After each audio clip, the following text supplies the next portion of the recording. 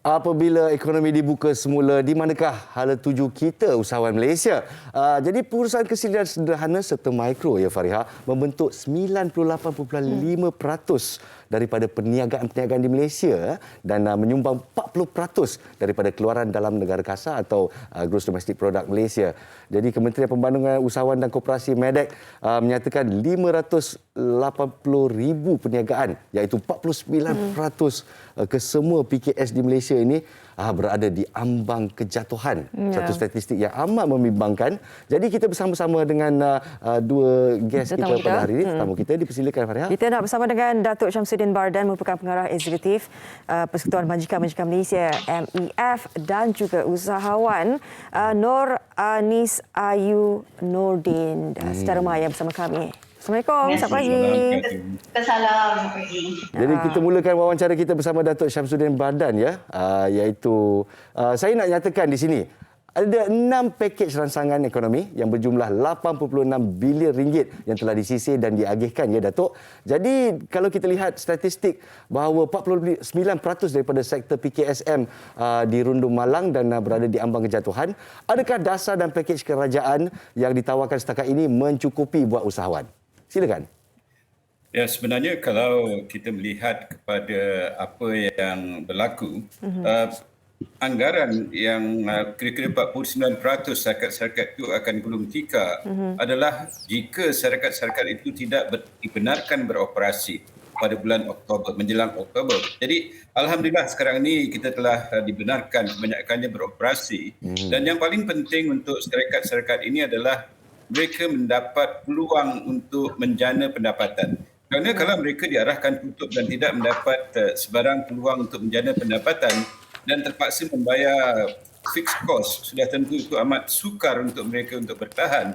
Dan kalau kita lihat tentang pakej rancangan ekonomi, yang paling penting adalah mengenai subsidi upah, di mana lebih daripada 18 bilion ringgit telah diperuntukkan kepada syarikat-syarikat rupanya yang kecil dan sederhana untuk itu adalah sangat penting untuk mereka bertahan dan telah membenarkan kira-kira 300,000 syarikat untuk terus bertahan. Kalau tidak dibantu, sudah tentu mereka akan mungkin gulung tikar, dan ini telah juga memberi manfaat kepada kira-kira 2.9 juta pekerja. Jadi pekerjaan mereka itu dapat diselamatkan dengan adanya pakej rancangan ekonomi berkenaan. Ya.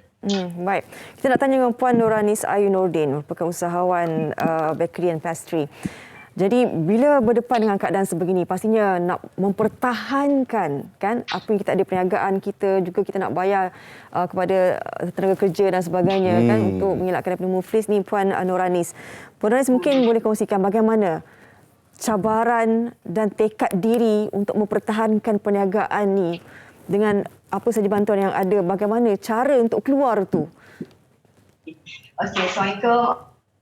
Alright. Okey, sebenarnya pada ketika itu of course macam takut apa-apa jadi pada company sebab kita dah bina sekian lama. So masa tu saya cuba fikir sebab kita tak boleh pergi buat kek dekat kedai sebab kita tak boleh berniaga masa tu kan. So tapi untuk saya hidup dengan kata duit tak ada masa tu. So kita cuma ada duit untuk kita makan saja. Kita nak pastikan anak kita, semua keluarga kita ni. So apa yang saya buat, saya ada staff masa tu, saya ada 4 orang staff, saya selamatkan staff-staff saya sebab saya takut dia ada risiko untuk kena jangkitan ni. Jadi saya fikir-fikir, saya ambil semua, saya decided keluar daripada kedai yang saya sewa. Saya terus duduk dekat satu rumah, saya sewa satu rumah double story.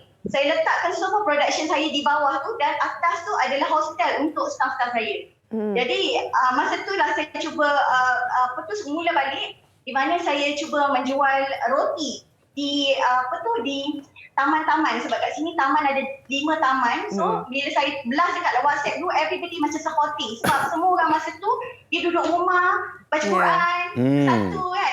So masa tu dia orang beli, dia orang support lah each other. Even yang mana dah ada, yang mana yang orang kata nak bersedekah tu, dia orang kata, Anis, you buat roti ni, you hantar dekat frontliner semua masa tu.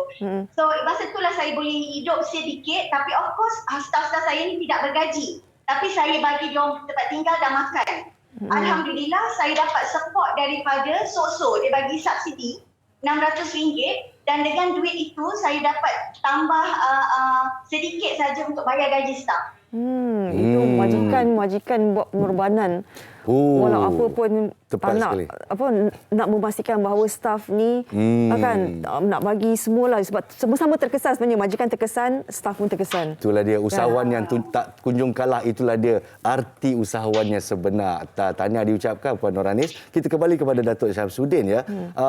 Kita berbalik kepada suatu statistik yang kita kongsikan tadi, seramai 10,317 individu diisytiharkan muflis sepanjang Perintah Kawalan Pergerakan sejak Mac 2020 hingga Julai 2021, dan dijangka lebih 7 juta rakyat Malaysia dijangka menganggur, dan 14 juta lah kalau kita jangkakan bahawa seorang yang muflis tu juga mempunyai satu tanggungan gitu. Jadi adakah adil untuk usahawan-usahawan disenarai hitam akibat penanganan pandemik ini? Pendapat Datuk Syamsuddin. Saya rasakan bahawa untuk menerai hitamkan usahawan-usahawan ini saya rasa adalah tidak adil, kerana apa yang berlaku dalam masa pandemik adalah sesuatu yang memang amat sukar kepada semua orang, dan saya merasakan bahawa mereka-mereka ini seharusnya diberikan peluang untuk hidup semula selepas kita menjalani keadaan daripada pandemik kepada endemik. Dan saya merasakan bahawa mereka-mereka ini harus dibantu. Dan yang paling penting adalah mereka-mereka ini harus diberikan apa yang dipanggil sebagai literasi kewangan ataupun financial literacy. Dan saya merasakan juga usahawan-usahawan ini boleh merujuk kepada AKPK di bawah Bank Negara untuk mereka diberikan bimbingan dan juga menstruktur semula hutang-hutang mereka dengan institusi-institusi kewangan. Jadi mereka harus dibantu untuk pulih semula dan menjana kehidupan mereka seperti biasa. Baik. Datuk, bila Datuk cakap begini kan, kita tahu bila muflis ni satu benda yang semua orang tak nak kalau boleh kan. Tapi disebabkan ini isu global, Datuk. Ini bukan disebabkan individu itu lalai dan sebagainya, tapi ini isu global yang menyebabkan seseorang itu jatuh.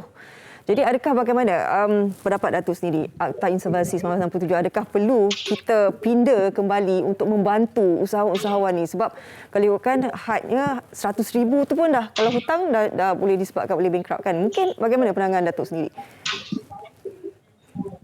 Ya, sebenarnya walaupun ini adalah isu global, kebanyakan mereka yang terlibat ini sebenarnya adalah pemain-pemain dalam negeri, bukan pemain-pemain luar negara. Ya. Jadi saya merasakan bahawa mereka ini harus diberikan peluang semula dan mereka harus diberikan bantuan soft loan ataupun moratorium untuk hutang-hutang mereka dan menstruktur semula hutang-hutang mereka, dan jangan dimufliskan mereka. Kalau kita memufliskan mereka, jadi ini akan menyukarkan banyak pihak dan akan sebenarnya membantutkan apa-apa juga inisiatif keusahawanan yang mungkin mereka ada.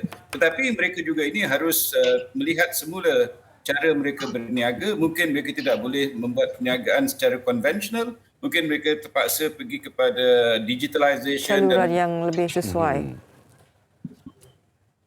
Datuk? Ya. Okey. Baik. Okey, mungkin proses digitalisasi untuk usahawan kita supaya lebih mampu berdaya saing di pesada dunia ya. Jadi kita bertanya kepada Puan Nuranis yang insya-Allah sebagai seorang usahawan pastry, satu hari mana tahu kita boleh menikmati pastry-pastry atau produk Puan Nuranis di seluruh dunia, mungkin di Germany atau di Perancis begitu kan. Tapi usahawan harus akur dengan realiti bahawa tabiat pembelian runcit ni berubah. Para pengguna lebih kepada pembelian atas talian seperti yang Puan Nuranis nyatakan tadi kan. Banyak orang duduk kat rumah mengaji Quran. Kita bantulah usahawan-usahawan kita secara atas talian. Jadi apakah komen Nuranis dan apakah usaha Puan untuk berubah arah? Mungkin menambah baik teknologi, penggunaan teknologi dan digitalisasi. Bagaimana Puan Nuranis? Okey, alhamdulillah sebenarnya dengan pandemik COVID-19 ni kita membuka mata usahawan-usahawan ni yang biasanya dia rasa dalam keadaan selesa, tiba-tiba benda ni berlaku, dia buka mata. Dia akan fokuskan lebih kepada online marketing. Macam saya terpaksa belajar balik nak faham macam mana nak improve kembali online marketing. So banyak saya belajar dengan banyak sifu-sifu supaya saya boleh improve dan saya boleh menjual dengan senang melalui online. Sebab banyak sekarang TikTok lah cara nak berniaga dari different. So macam kita ketinggalan, kita terpaksa kejar teknologi. Tepat sekali, itulah dia usahawan sejati. Kita kejar teknologi untuk memberikan kita daya saingan ya. Untuk terus membantu kumpulan 50% terbawah atau B50, kerajaan semalam telah mengumumkan inisiatif terbaru pasca pembentangan RMK 12. Alhamdulillah dinamakan Program Pengurusan dan Ketahanan Kewangan yang bakal dilaksanakan oleh bank-bank di Malaysia untuk usahawan kita. Maknanya antaranya pengurangan faedah dan juga pengurangan bayaran ansuran. Jadi dengan bantuan yang disediakan ini, apakah saranan Datuk untuk usahawan yang semakin lama semakin sempit dan masih takut untuk menceburkan diri, mungkin telah terluka dengan wabak pandemik ini dan masih takut untuk menceburkan diri semula? Saranan Datuk Syam, silakan. Ya. Sebenarnya kita harus segera mengambil pengejaran apa yang berlaku semasa pandemik dan kita harus move on ya. Dan mengambil peluang-peluang yang diberikan oleh kerajaan untuk membantu semula usahawan-usahawan ini, dan kita harus berani menuju kepada alaf baru ataupun norma baru supaya kita dapat membina semula perniagaan kita. Ya, dan itu adalah amat penting kerana walaupun apa yang berlaku semasa pandemik itu amat pedih saya rasakan, tetapi dengan adanya peluang yang diberikan ini kita harus mengorak langkah kita ke hadapan dan diharapkan bahawa usahawan-usahawan ini dapat membina semula perniagaan mereka, mengambil peluang yang diberikan oleh kerajaan dan menjadi usahawan yang berjaya. Dan nanti kita akan dapat sekaligus juga memberikan peluang-peluang kepada anak-anak muda kita untuk diambil semula bekerja. Kita lihat bahawa pengangguran kita sekarang ini adalah 46% dan tetapi juga yang kita amat risau adalah bahawa ramai di kalangan mereka-mereka menganggur ini adalah anak-anak muda dan ratusan mereka menganggur di kalangan anak muda itu amat tinggi, kira-kira 12%. Jadi bila usahawan-usahawan ini mula establish themselves semula, jadi mereka akan dapat memberikan peluang-peluang mereka ini untuk diserapkan dalam pasaran kerja. Baik, Datuk. Baik, terima kasih di atas perkongsian pada hari ini. Terima kasih banyak-banyak Datuk Syamsuddin Bardan, Pengarah Eksekutif Persekutuan Majikan Malaysia MEF, dan juga Puan Nur Anis Ayu Nordin. Diharapkan kita melihatkan banyak usaha kerajaan telah berikan kepada semua rakyat Malaysia, terutamanya kepada usahawan-usahawan kecil ni kan. Ada pertolongannya. Terus meneruskan kelangsungan kehidupan mereka. 6 pakej rancangan ekonomi, 8.8 bilion ringgit telah dibelanjakan atau bakal dibelanjakan untuk bukan saja rakyat Malaysia tapi specifically tertumpu kepada usahawan-usahawan kita pun ada juga ya, seperti geran khas PKS dan sebagainya.